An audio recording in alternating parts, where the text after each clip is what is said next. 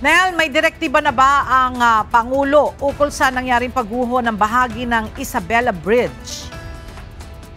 Yes, Ella, una ang nakitang problema ni Pangulong Ferdinand Marcos Jr. ay ang disenyo ng Isabela Bridge. Ito ang inihayag ng Pangulo ng kanyang inspeksyonin kanina, bahagi ng gumuhong Kabagan Santa Maria Bridge. Halos 30 minuto ang Pangulo sa lugar kung saan kasama niya mismo si Department of Public Works and Highway Secretary Manuel Bonoan. Ayon sa Pangulo, nais na muna niyang maiayos ang tulay. Sa kanyang nakikita, ang responsable rito ay ang nagdisenyo ng Isabela Bridge.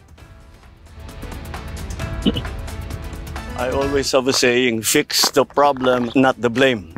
Ayusin muna natin yung problema. Believe me, we will find out who is responsible. Who is responsible is basically who made the design.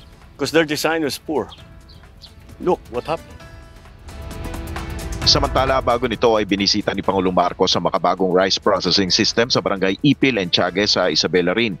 Inaasahan na magpapabilis ito sa proseso ng paggiling ng palay at post-harvest operations ang nasabing rice processing system. Layunin ng programa na pababain ang gastos sa produksyon at bawasan ang pagkalugi sa ani. Yan muna ang ating update. Balik sa iyo, Ella.